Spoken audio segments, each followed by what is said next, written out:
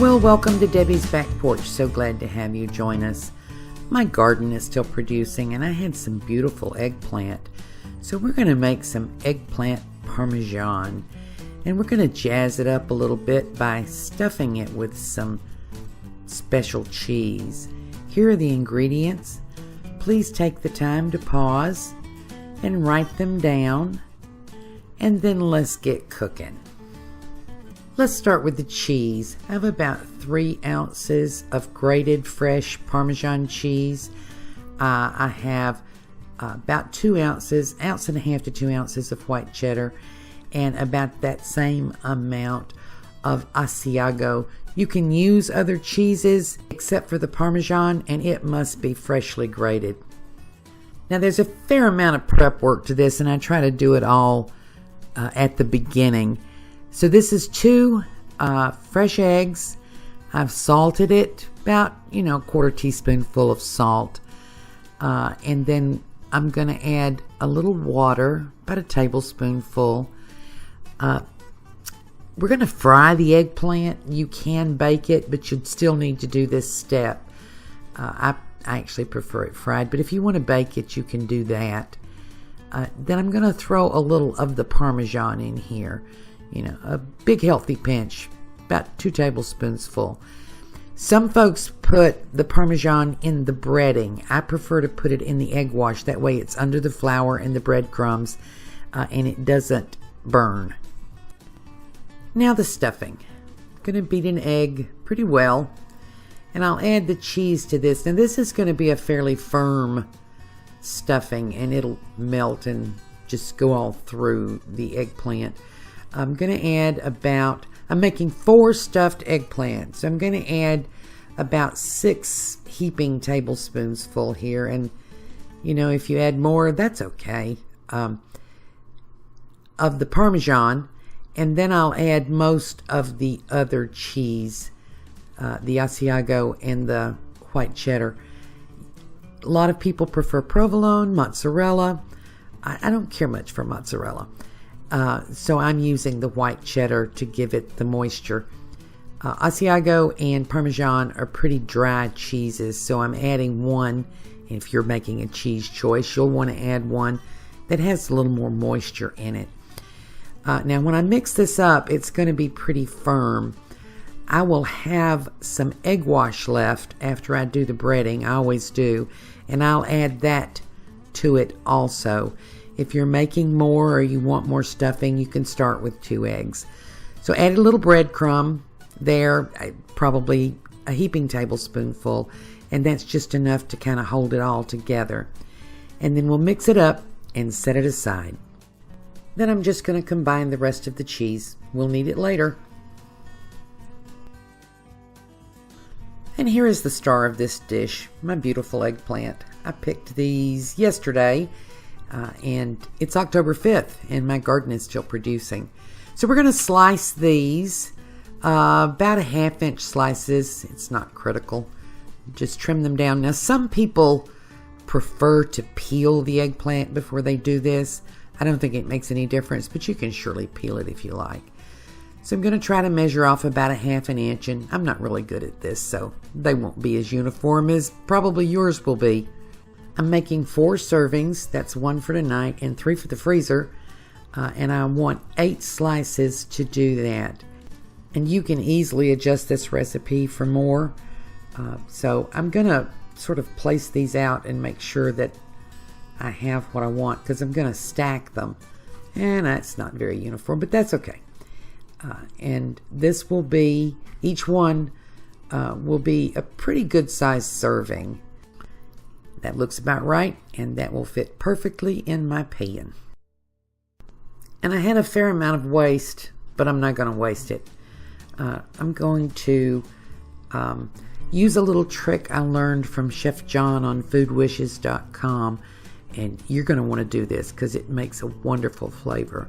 We're just going to chop up some of the small slices, the ones that were too little to use, and we're going to add them to the sauce, and oh my, it makes the sauce wonderful.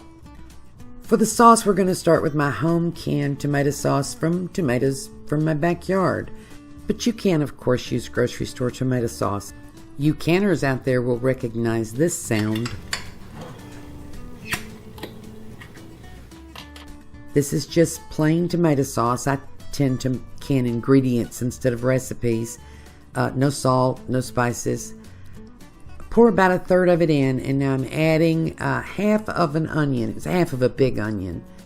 And today I'm cheating on the garlic. This is minced garlic from the grocery store. About a tablespoonful. You'd want to use 2 or 3 cloves if you're using fresh chopped, not too finely, because we're going to blend this, which will pretty much liquefy it. The seasoning here is pretty much optional. Whatever you usually use for your spaghetti sauce, your marinara sauce. I'm putting in a pinch of my dried basil from my garden.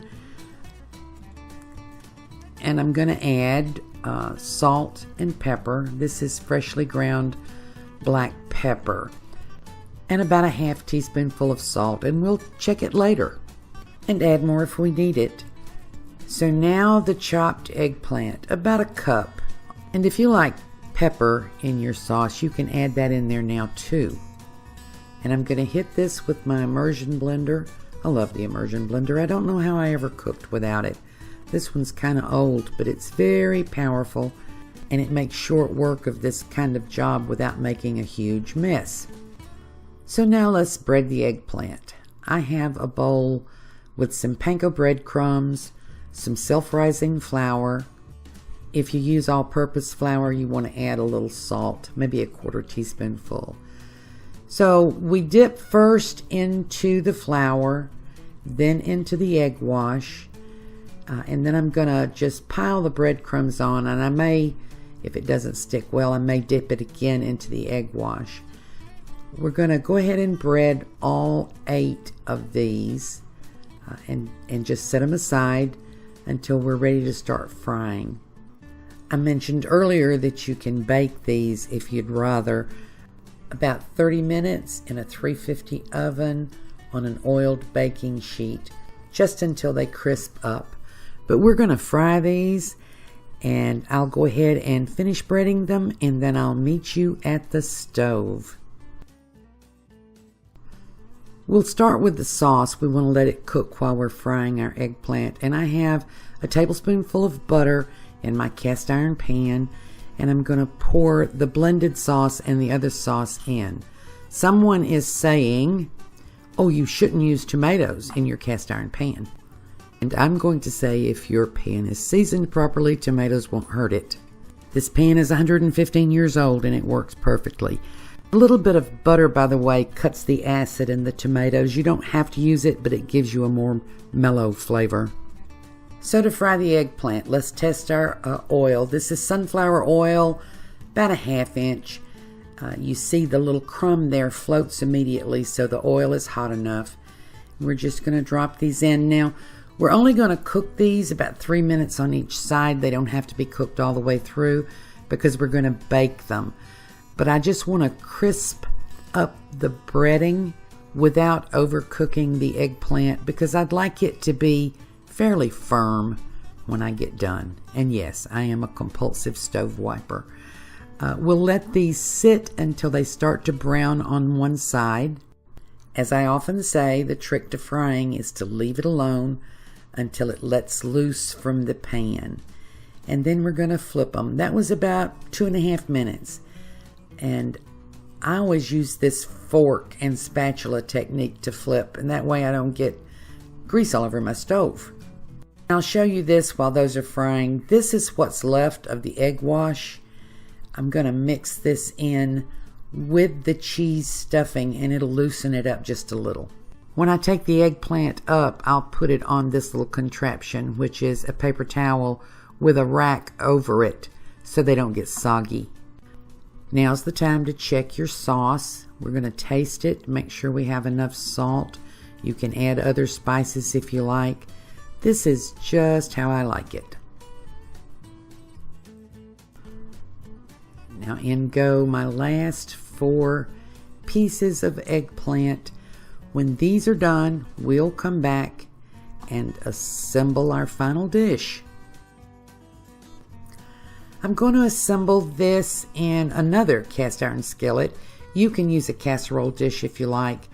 I just cook most everything in cast iron. We're going to cover the bottom with the sauce. Now, I don't want this swimming in sauce. This is just enough on the bottom to keep it from sticking. Then I'll arrange the first 4 pieces of the fried eggplant. And I use this pan because I already know this will fit exactly for 4 stuffed eggplant parmesans. Here's my stuffing. I added that little bit of egg wash. You can see the consistency here. We want it firm so it'll stay put until the heat starts to melt it. So we have 4 to stuff, and you kind of want to eyeball it and break it up into quarters. That's going to be about a heaping tablespoonful each. And you could put as much as double this if you wanted to. So the tablespoonful, and then we'll just sort of spread it out. I'll do all 4 of these for you and then show you the next step. All done. Now we're going to put the tops on. Make them as close as you can in size, but it's not critical. You just want to stack them so they'll stay together while they're baking, and the top won't slide off. Then a scoop of the sauce on each one. See how rich and thick this homemade tomato sauce is? When I canned this sauce, I cooked it down for between 24 and 36 hours to get that richness, and it's going to pay off now. For the final step, I'm going to sprinkle the rest of the cheese on top, because you can really never have too much cheese. And if you want real Parmesan cheese, you have to buy it in a chunk called Parmigiano Reggiano. Otherwise, it may not be real Parmesan. It may not even be real cheese. And if you're going to go to this much trouble, you might as well grate the cheese and make sure it's right.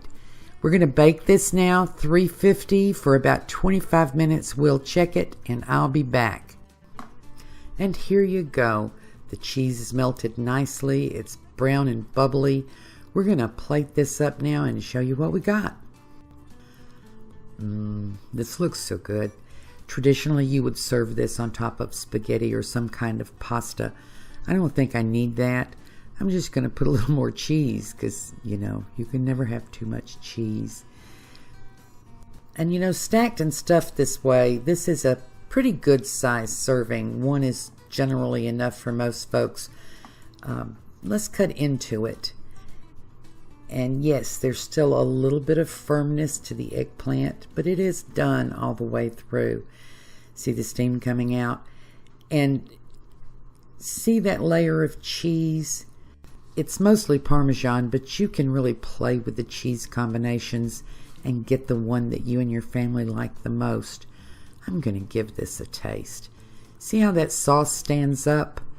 That thick sauce makes a difference, and the eggplant in the sauce makes a huge difference. It is so tasty. If you have folks in your family that think they don't like eggplant, this is a good way to introduce them to it. This is also a good meatless meal for you. I won't call it vegetarian because it's got cheese and egg, but it is lovely. Please give this a try. Thank you for joining us on Debbie's Back Porch. So glad to have you. See you again tomorrow.